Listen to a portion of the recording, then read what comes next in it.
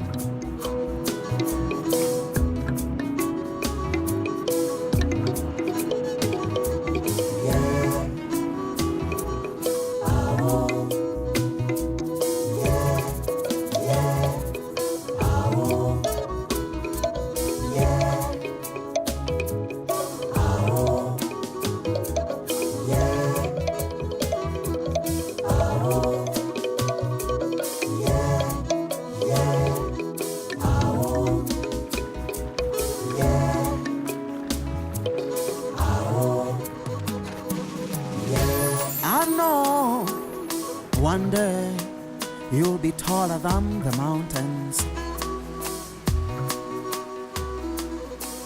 I believe one day. My name is Alexa, human, and I'm a trans man. Well, as a child, I grew up like any other person, a kid that only loved trousers. And I even dreamt at some point putting on a trouser. Then it was very funny. So the first time I got my own trouser was actually in P4. Yeah, that's when I got my own trouser, and I was very happy. That day, I went to school with it. So when I reached school, they made fun of me. I will never forget that day. I was so miserable. I came back home crying. And then they told me that I was different. Well, I actually realized that I was trans man last year. That's when I accepted that I am, but I was gender non-conforming for a very long time. Even when I was a kid, I never wanted to be called a she or a he. I just wanted to be me.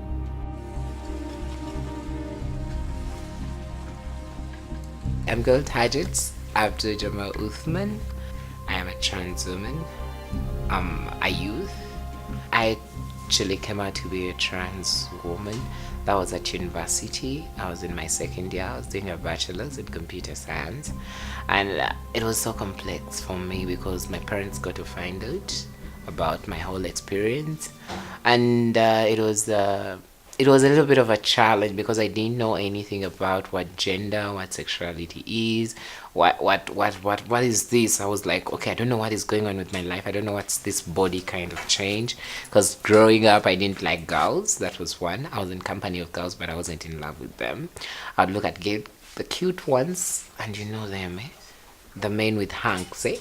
And then I would be like, okay, I'm falling for them. So that's how maybe probably I came out as an individual, but it wasn't a good experience for me. And basically, being a trans woman, I have more of my gender expression, because what I want to be is I want to be me, not someone else. I was assigned male at birth, but I feel I'm a woman at identity, so they're totally different.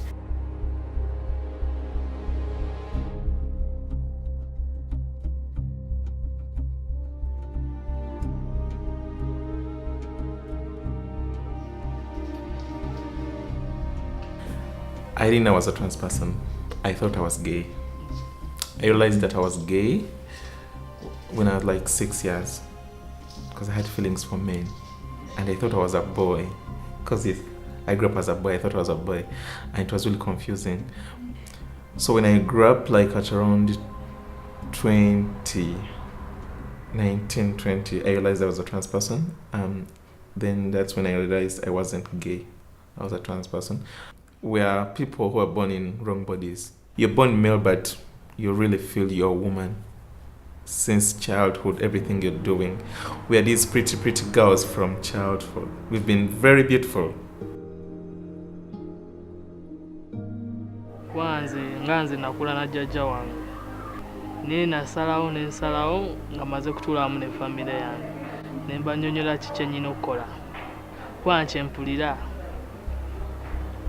Bwe mpulira nga oyalinza another body, mba mpulira I'm not comfortable enough, you know?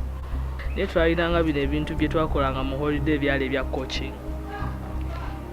Kati coaching yo engeri gye twayambalanga uniform ezo ze nalinga saagala. Nina bakazi ne brother bange awo anyiza okuva ewaka ekitegeera nenkwata engwe wali nenzijjawo nga mpulira siri comfortable nazo nengenda nenfuna gye nkyusiza ekitegeera nemmala nengenda ku ssomero nga mpulira ndi comfortable. Kati kubanga nze okusooka okwange okukola nakolera ani anko wange nga nakamala okusoma gwe mulundi ogwasooka. Ebiseera ebyo nali nkyali tomitomi naye omulimu gwe nakasemba befuna nga ndi trans lwakuba bosi wange ali understanding. Namusaba omulimu nga nyina osalawo ne mubuulira ekituufu ng'abantu bwe banaafunira questions ng'olidde yalina ki idea. Okitegeera mukama wange. Kaakati ye nze namutuukako nga nze namukubira simu waliwo yampa ennamba y'essimu. Ngamba wagezaako no bwati yeetaaga editor. Nze okay kale kiri fine. Ne mukubira essimu nangamba jangu. Era ne tudda ffembi ne twogera ne mugamba naye omanyi nze am ABCD but I'm not comfortable like that. Oba osazeewo okumpa omulimu gumpe nga bwendi. Ne munnyonnyola ye n'akitegeera kubanga ye yennyini ate ready naye ate muyimbi. Yeyita Niko Kitone mu by'okuyimba. Kati ye nampa ki omulimu nga ye. Nga tamaze kuwuliriza ngamba nangamba abantu be batoze bensinga okukola ki okwagala n'okukolagana nabo. Bwe mba nkolaganyeko n'omuntu bw'ati at least asobola okumanya embeera ye n'amanya nti omulimu asobola okuba maama ye taata. Kubanga balala baba tebafaayo alowooza asobola ofuna omulimu anytime wagwagalidde. N'omugoba wanajja agenda wali ago. Kati era n'embeera naye nakabeerako ogwo omulimu emyaka 3 nga nkola naye okuva 2014 nga nkola naye. Era ye ampa respect yange era yampita papa nange era muyita papa. Era wabeerawo amubuuza nti naye oyo ABC abatalinga okwemulugunya nga mugamba genda omukole ki omwebuulize ye kennyini akubuulira ekikyali.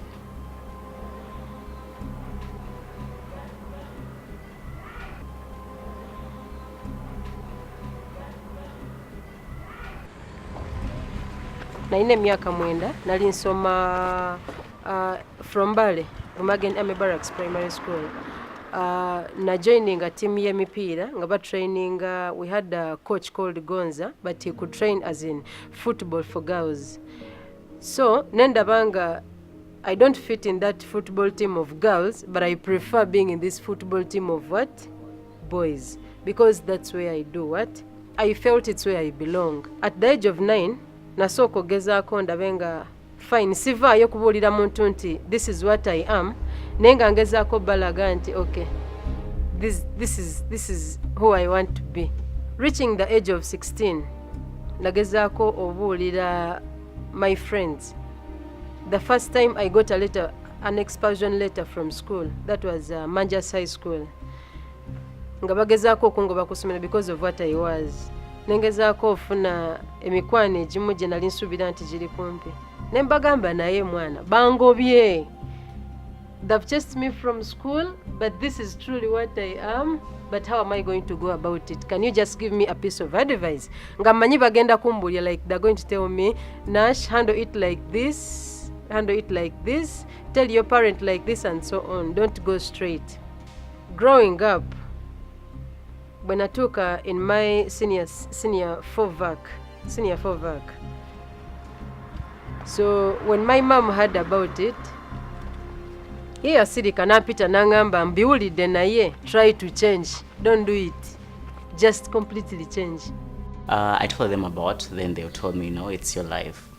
They got fed up of like my situation, and also when I left home, I started my own life as I am, as I was even still young.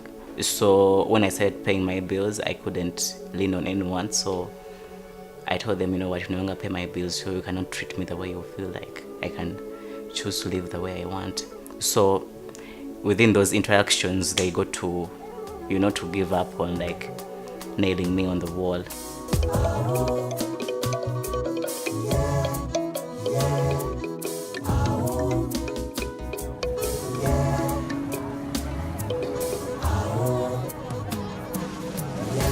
I know one day you'll be taller than the mountains. I believe one day you'll be brighter than the sun.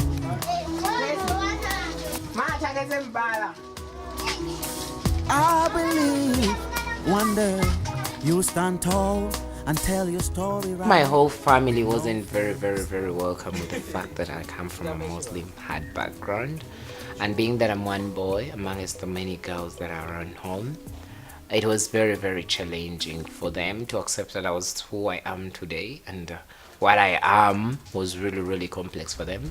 My dad had a pangam, I had police, I was just from school, I was just from home. My dad burnt everything of mine because he considered me a shaitan.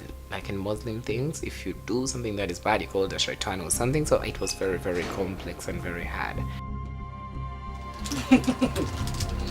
Kyanewuunyisa nnyo era kyampisa si bulungi nalwawo okutereera nendwawo n'okikakasa nanyiiga neneekyanga buli omu nanga mujje wawobeera omwana biki kyekijja nakyo naye nkimalamu ebbanga ekyo naye nemaana enkireka kuba ye nga tanta kunvaako nga ne bwennyomba nti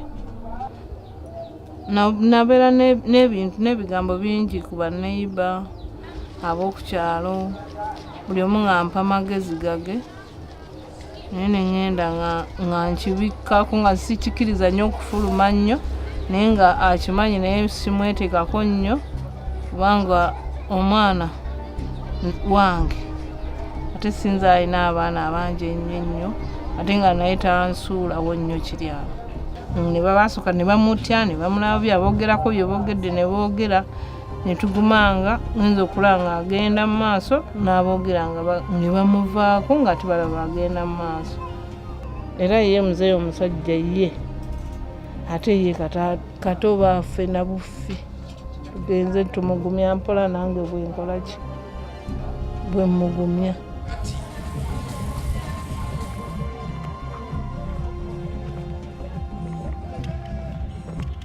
Bazadde bange obuzibu bwensanga bugamba kyendi bo tebakimanyi kyokka nandiyagadde okukibagamba naye ntya ekibagamba kubanga ndaba bwe nkibagamba waliwo obuzibu obuyinza okutuukako.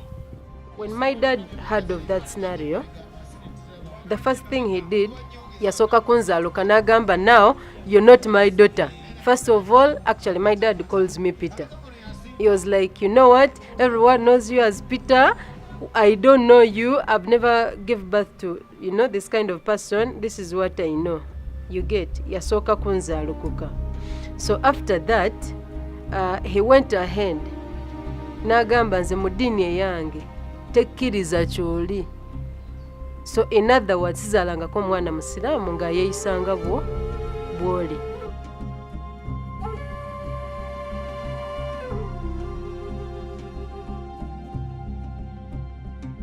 A few of my family members are okay with it, and others are against it, and then others don't know if it's right or wrong. Others just accept me the way I am, and then they're like, let's just leave that curse there. It's okay, it came to us. God does not make mistakes. God is a God of diversity. He has created different people on purpose. He has created us differently on purpose. There is a reason why somebody is not going to dress like you, they're not going to think like you, and they will not have a hairstyle like yours.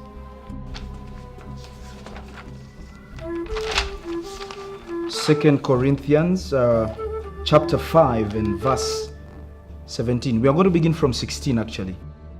The Bible goes on and says, 2 Corinthians chapter 5 and verse 17, that if any man, I love this, it has no limit.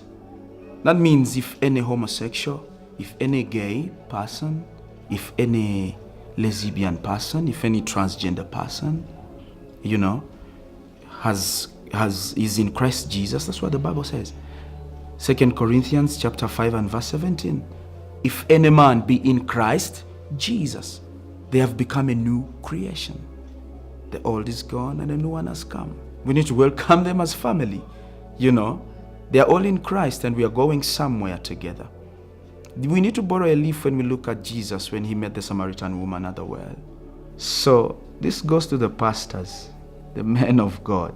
Sometimes the people that you're preaching against, some of them, God is sitting in there to do great and mighty things in this generation. So we need to be very cautious as we preach the gospel so that we do not preach hatred and discrimination. There was a lot of counseling from all the relatives and it was nagging me. It was really nagging. I didn't like it because every person who came and visit, they could tell that person about me. And I reached an extent of whenever I could see a visitor coming to our home, I could just go away. As you grow up with this hate. So you grow up knowing that for you, you're rejected. So in a way, if you have to live, if you must manage your society, you have to accept the rejection and learn to live with it. That's the only way you can manage. But you can't fight because you can't win the battle. So as a trans man, I have learned to live when I am good to everyone. That is just a security mechanism. People need to understand that this is just a personal feeling and it is something that you will never ever say, because some of us have even been taken to shrines. People are thinking that truly we have ghosts in ourselves. I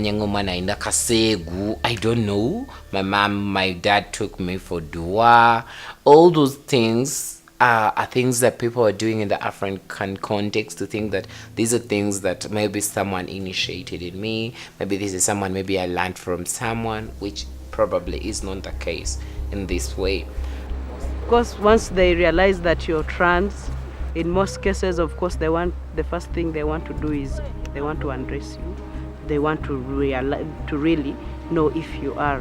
Bwemba ntambula bantu babira bansongamu bagamba naye ono mukazi musajja naye tetukutegeera abamu kale mwenkolera kale kati nga nze nkolera mu garage. Waliwo olumu baali baagala kunyambula bandabe bandi musajja bandi mukazi. They should stop hating because they are hurting us. They are killing us. Most of us, some of us commit suicide because of being rejected. So why would you be rejected for who you were born to be? Why would they discriminate you because of who you are? If I'm born with one eye, should you throw me away? God is a God of diversity. He has created different people on purpose. I really think they also need to know that despite their sexualities, something inside there is stronger or bigger than their sexuality. And they should not be limited by anybody that is preaching hatred. You want to come to church? Come. You want to preach the gospel? Preach it. It is not about who you are, whether you are transgender or you're homosexual. Well, if religion really preaches love, then why preach hate? If you want people to love one another, why preach hate? I love my church. I want to go and pray sometimes. But then, because of the discrimination, the judgments, it makes me go away from the church, and I don't want to face them.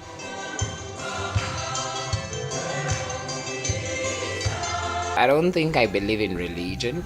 I pray from anywhere. And I don't believe whether someone goes to the church or whether someone goes to the mosque. That's where God hears most. And not all that are in church are holy. Me, I believe God created everyone differently, and we all don't have the same ear. We can't all hear the same, we can't see the same things, we can't feel the same, so that's what people have to accept. You either love me for who I am, or let me be who I want to be. And I'm Muslim and I'm fasting because I know God loves me. I don't care about what other people say.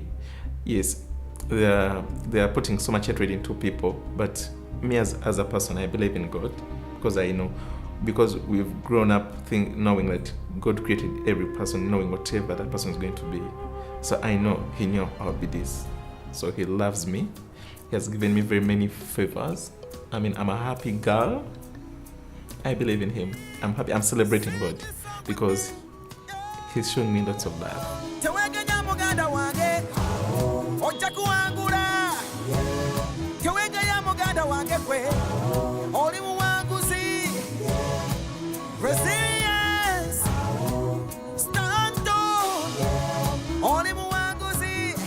In most cases, when you want to go for checkup, you can't go with your partner. Because once you go with your partner, they will say, there is someone there, and this person is gay. And then it will raise eyebrows, everyone will start looking at you, and I don't talk about my gender. Even when I go with my partner, I say she's my friend, or my family friend, my best friend. I just have to find something to make them feel comfortable so that they treat me. Many times, the attitude may still be negative when you go to Mulago in general. And in this, I am saying, if you went there and said, I am gay, I am transgender. But if you just went there and just kept quiet and don't reveal yourself, you reveal your identity, you will get, I think, a service. But I'm not sure what will happen to you if you say in the general outpatient department that I am gay and I have come here. I'm not sure, but most likely it may be negative. But if you go specifically to this contact person who has been trained, or let's say like MAPI, you will get a very good service. If you go like KCCA and they have sent you to a particular health worker, when you reach there, ask for so and so, you will get a very good service. But if you went in general and reveal yourself, your sexual orientation, I don't think it will really go well, honestly speaking. So in that, I'm saying we need to train more health workers so that everyone is on board. It's just a few of them. I think they should change, because I remember one day, time back, I got a disease that I couldn't express to anyone. But when I went to a particular hospital, this doctor just asked me for the symptoms. They never even checked me or what was the problem, but she just gave me the medication, but I couldn't get healed. After other 3 months, I was getting worse. Going back there, the nurse was so rude to me, and it was that side of Naguru. So I had to call my boyfriend, and I told him, you know what, this has happened to me, and he referred me to somewhere else. But when you go there when you are transgender, then the impression they give you, that look, or someone looks at you like you're disgusting. Transgender persons, the ones that have come out to say I am really a transgender person, by the time they come to hospital, they are really sick. I guess they would prefer not to come at all because of the stigma and discrimination. But by the time they come, they really need help. And at majority times, it has to do with this a sexually transmitted infection. Majority times, it is a sexually transmitted infection. Especially, we see more of trans women. With the IBU clinic, the number is increasing. People, you see this person has got anxiety, a lot of anxiety. They are very anxious. They don't know what to do. They don't know where to go. They don't know who to talk to. Even their fellow community, LGBT community members, they may not understand them. They just diss them off that is trans, that one is trans. So the number is increasing. So like if I can say like in a week, if I receive 20 clients or 25, 8 of them, they are complaints. You will realize it is lying there, that they are very depressed and they ended up doing some stuff, or they have suicidal tendencies, or they are very anxious. So like the number has actually, we have just realized that this is growing. It is a growing trend. I think it will at one time even pass the HIV threat. There is the issue of confidentiality and privacy. If a key population came to you and disclosed what he or her does and what she or he is, will you keep that information? Is he or she safe with you revealing that information to you? And how are you going to treat her or him, and how will you look at her? So I think those are issues they look at. So they must gain confidence in a health worker that is providing service.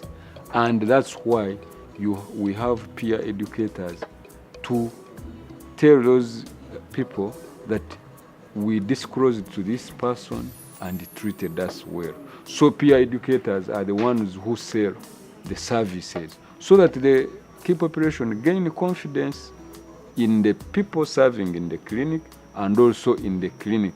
Definitely they also want to feel safe. I think the community does want to access the services, but the services are not friendly to transgender persons. They are not appropriate. They are not up to their expectations. They want to come and get a service where the health worker understands who a transgender person is. The health worker will give advice in relation to that transgender person, give whatever intervention they are giving in relation to that transgender person. But what they receive is not what they want. So many times they're like, why should I go there if I am going to go there and I will not be helped as a transgender person? So many of them just lay back because it is key population, but key populations are many. Fisher folks are all there. IDUs are all there. But as a transgender person, when they come to the clinic and they don't feel like you're even understanding what they're saying, why should they come? So they want to come, but they want, I think, a service that is tailored and good for them, where they feel they have gotten something, even if you don't provide it physically, let's say like hormonotherapy, but you can advise on it, you can talk about it from a health worker's point of view. But if the health worker also doesn't know what it means, the transgender person will not come. Clinics that treat MAPS, I think in Uganda it is now MAPI. It is the only one. So you find that people travel long distances to come here because they fear discrimination from that side. Once they go for services there, they look at them and they start like gearing them, like, okay, there's a way they treat them and they really feel out of place. For the health workers, it is, first of all, ignorance. They do not have the knowledge. Attitude, the health workers' attitude. Ignorance, why? It is true there are some trainings have gone on, they are training health workers, but not all of them. Very few, just very, very few of them, especially maybe here in Kampala. But in other districts, very few, 30 health workers. You can imagine 30 in a district or 30 in a municipal council, that is very few. So the health worker is ignorant about this community and why we need to look after them. Of course, when you mention this community, it rushes to immorality, money, promotions and sponsors. That's what people know. They don't know the real threat, the health threat, the public health implication if we don't look after this community's health. So the health workers, many of them are very ignorant. Then secondly, those who have been also trained, they cannot claim ignorance anymore. It is their attitude. People have gone through the training, but they still have their negative attitude. So the training is like zero because you train 30 and you only get 4 whose attitudes have changed. So the other 26, they go back and they still have this stigma in them. They hate this kind of community. The government has done a lot in trying to create awareness among health workers in government institutions on key populations, men who have sex with men, transgender persons inclusive. And apart from creating awareness, doing all these trainings, the government has, of course, under Ministry of Health, it has laid this platform and it has put out so many documents to deal with discrimination and stigma of these key populations. So many of the health workers know that it is illegal to discriminate or stigmatize this community. And of course, in government hospitals where the health workers have been trained, the medicines are there. The basic medicines are there. They may not be exactly what the transgender persons want, but there is some medicine. The government is trying very much to prioritize key populations in all health interventions. Talk about PrEP, talk about test and treat for HIV. These all started with these populations. The key populations are the first people who are benefiting, especially from PrEP. And so it means that transgender persons can benefit from also this program.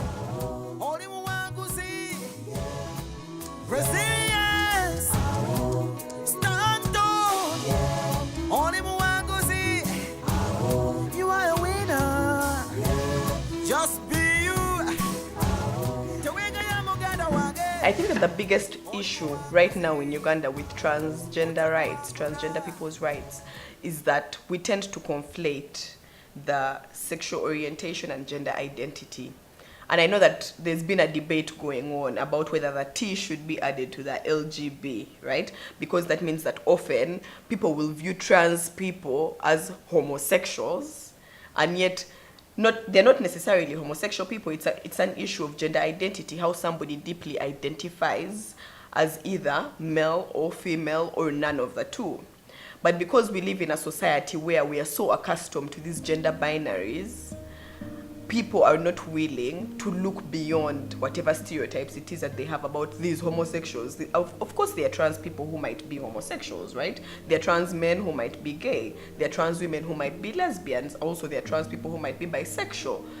But I think that our biggest problem now in this country is that we have failed to look at the issues of transgender people beyond the issues of sexual orientation. People, when they see us, because we are feminine, we are what they are like, those people are gay. We are not gay. We are not. Being that Uganda is homophobic while transphobic, and also the legal constraints against people that are in bracket with that, I basically believe being trans in Uganda is like hell than any other country.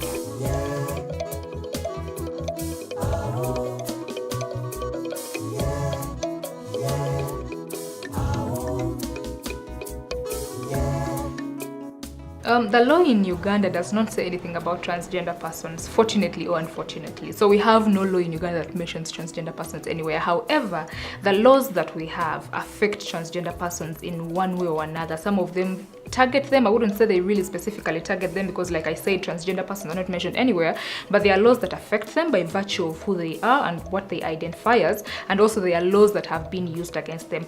Now, in regards to change of sex, we have a law, the Registration of Persons Act 2015, which repealed the Births and Deaths Registrations Act, and it provides it has a provision on changing of sex. That provision provides that any person, and it actually talks about hermaphrodites, intersex children, and it says that any child who below the age of 18 is born as a hermaphrodite and then through a surgical operation changes from either being male to female or from female to male, their guardian or parent can apply to the relevant authority to have the particulars in the birth register changed. So the law only provides for change of sex for children and only for people that are born intersex. So as far as transgender persons are concerned, the law is a bit silent about them. So when you read that provision, its express application is that you can only change your sex, one, if you're a child below 18 years, and if you were born intersex. So if you're a person that is above 18 years, we do not know, the law is silent about that, so we don't know what happens to people that are above 18 years, whether they're intersex or not. But also for transgender persons, it does not, because there is an assumption that intersex persons have these surgeries out of necessity, but transgender persons do them out of choice. As an organization, we handle quite a number of cases that relate to change of name, to enable transgender persons have names that help them identify better with, that help them feel more comfortable with the gender that they identify with or the sex that they identify with. And we've also actually handled a case where a transgender woman who had undergone a surgical operation actually had her passport changed to actually reflect the female sex which she had newly acquired after undergoing the surgical operation. But that was one of very many other cases that relate to change of name or even change of documents that have not been successful. And this particular one, the main reason why it was successful was because this person had actually undergone a surgical operation, which most transgender persons are not able to afford. As I had earlier mentioned, one of the major challenges is really societal attitudes, because the people who work in these offices are human beings as well, and they are people who are brought up within different traditional cultural settings in Ugandan society. And the truth of the matter is, traditionally or culturally, most people do not actually understand the concept of a transgender person, and they actually usually associate it with homosexuality. So they actually don't differentiate between sexual orientation and the issue of gender identity. They confuse it a lot, and they usually bank on the fact that same-sex relations or same-sex sexual conduct is prohibited under Uganda's Penal Code Act, to actually say that going ahead to effect that particular name change for a transgender person whose face, as it appears in the passport photographs that have been attached, does not actually conform with the femininity or masculinity of the name that they are seeking to adopt in the application for the name change.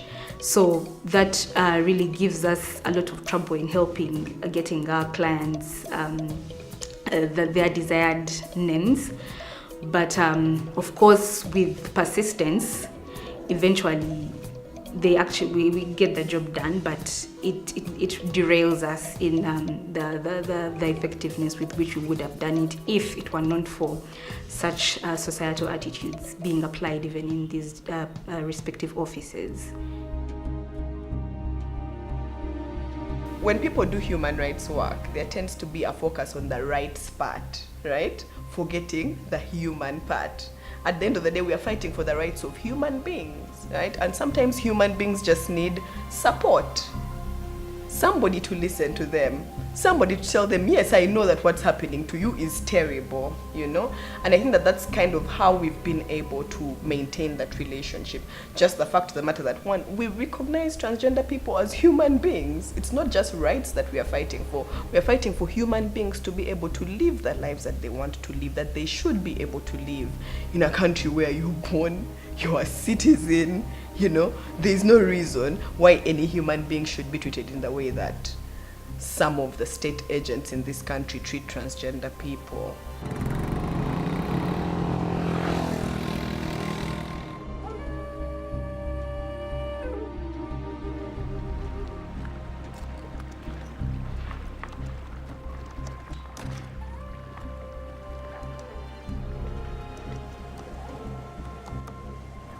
We have challenges in now documenting.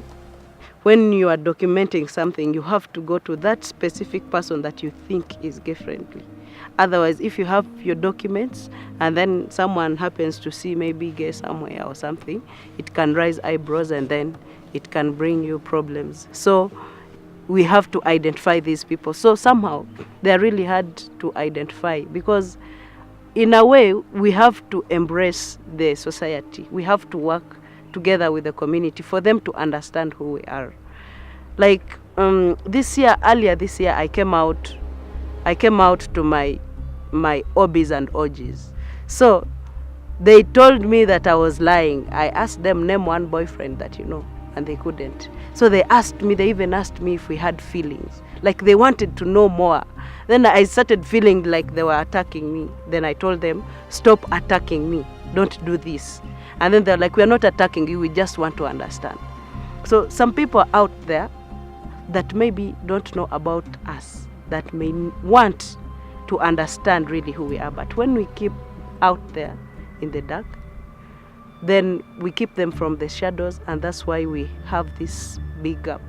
We can't keep hiding, right? Because we are saying that we are here as trans people, this is who we are. And we're not asking for permission to exist, right? We are not apologizing for existing. We are not begging to exist. We are asserting our right to exist as human beings. So no, don't change the names. Apply the name as it is. If you're the Trans Equality Organization of Uganda, then that's who you are, and occupy that space as that kind of organization.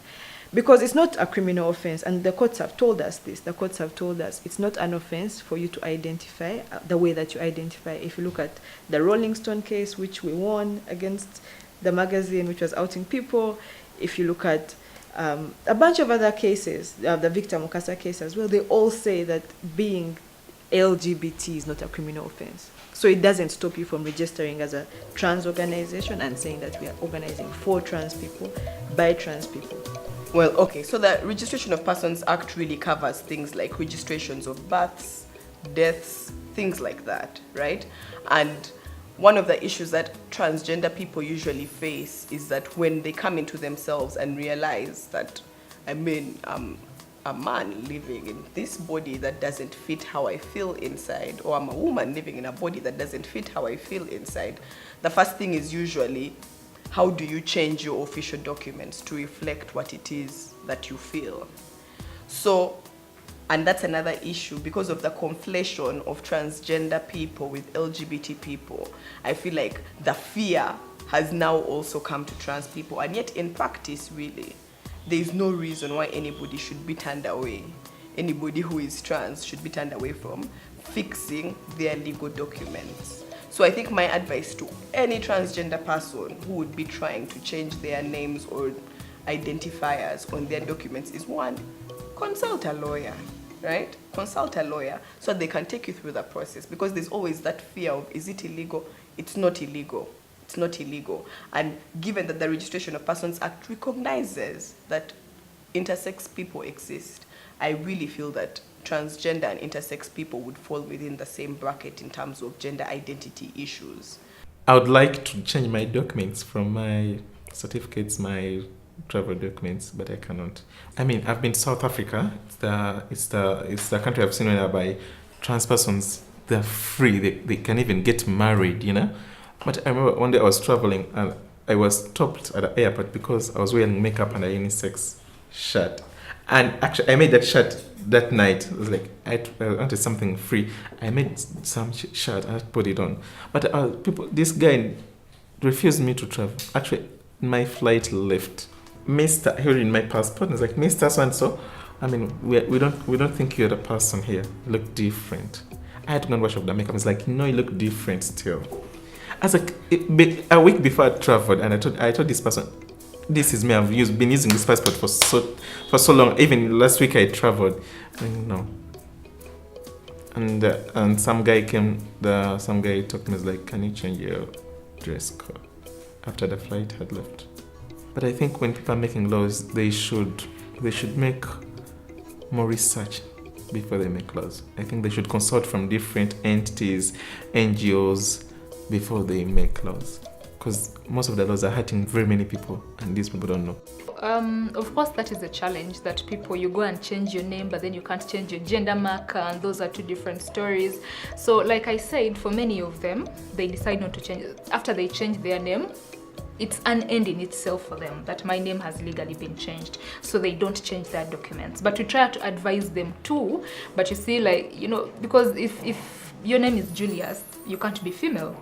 And then if you're not female and you're male, there are very many questions you have to answer that are difficult questions. So some of them, they'll go and legally change their names, but their legal documents will remain in the other names. So us as people, when they're signing on documents, they're going to use their legal names that they changed to, but documents like a passport, they leave them in those names. Or when they get to instances where they feel like, I have to use the names that are on my ID, then they'll go ahead and use the names on their ID instead of their legal name. It's not illegal to be a lesbian, a gay man, a bisexual person, or a transgender person in Uganda. It's not illegal. What's illegal, what's criminalized in our Penal Code Act is carnal knowledge against the order of nature, which includes a lot of things. It also includes certain sexual acts between heterosexual people.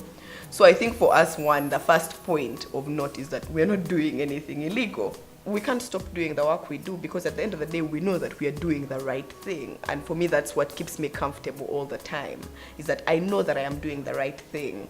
There's nothing that I'm fighting for or that I'm working towards that advocates for anybody to be harmed, that advocates for anybody to be abused or discriminated against. I'm actually advocating for all of us to be treated better, for all of us to be treated equally. First of all, for me, the thing that excites me the most about the transgender organizing that's happening now is visibility. I think that visibility is extremely important. Just the fact that we are now having the conversation about the differences between sexual orientation and gender identity, for me, is extremely important. There used to be a time when Ugandans would say, oh, I've never seen a gay person, you know? After the visibility of lesbian and gay people organizing, nobody can say that now. Even on your TV at 9 p.m. news, you can't say that you've never seen a gay person on that screen, right? So now with the visibility of trans people, I really think that the conversation is also going to change, right? People will eventually start to understand that these issues are different. They should be separated. And then also, in terms of responding to the backlash, I really, really think that there is no movement in this world that has ever succeeded by begging, you know, by telling people, please treat me better.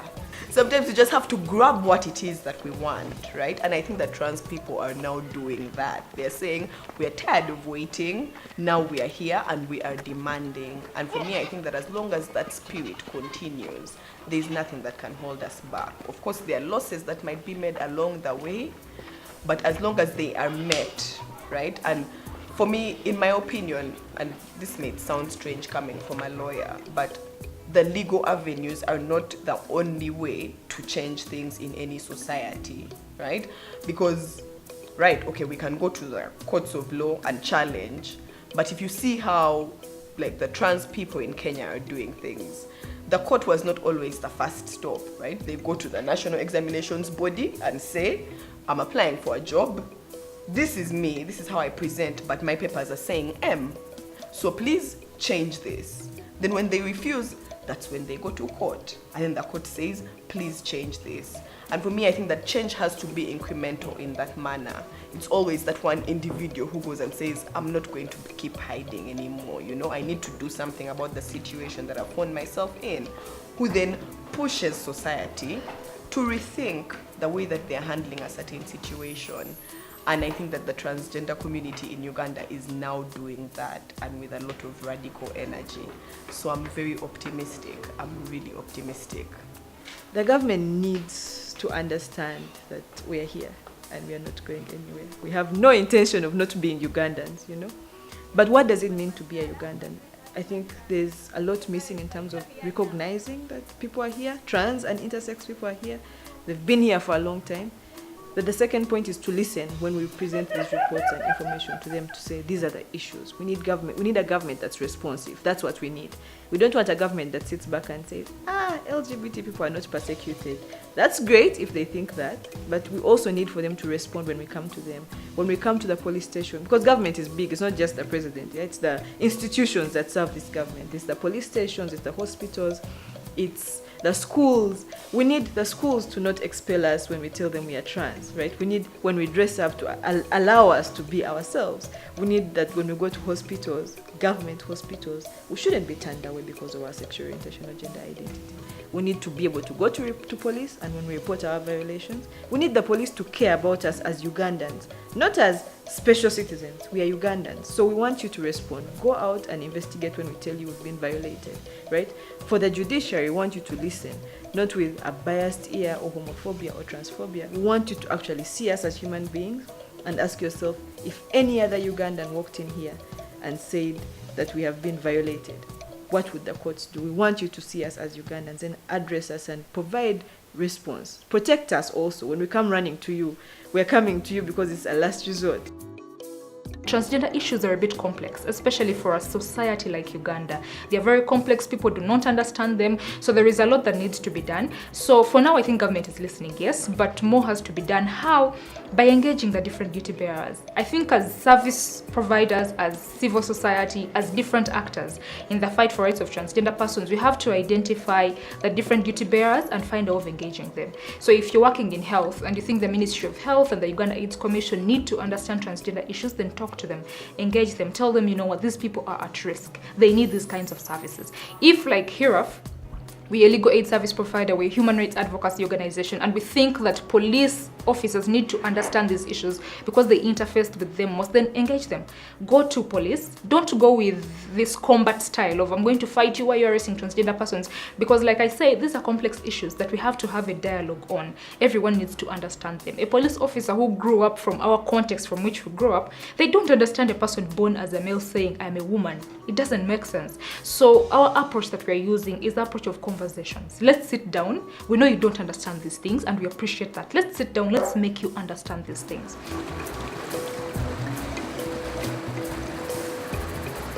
Well, I would like government to accept us.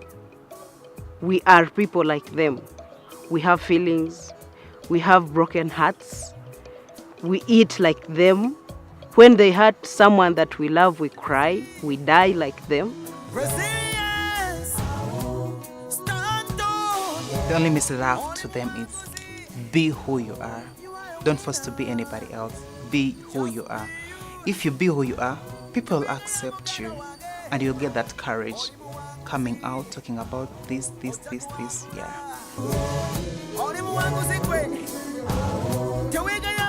God is so big. God is so big and is amazing. We cannot confine the might, the power, and the strength of our God in our difference. But through the grace and love principles in the New Testament, the world and humanity was saved.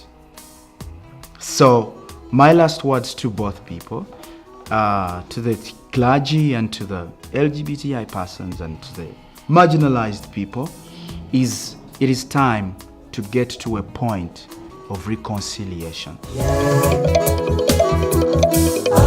I'm just giving them a message. We are human beings and we're not going to live today.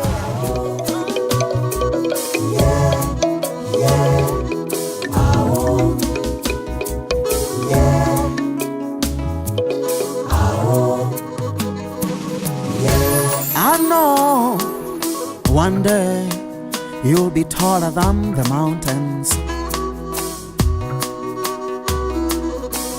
I believe one day you'll be brighter than the sun.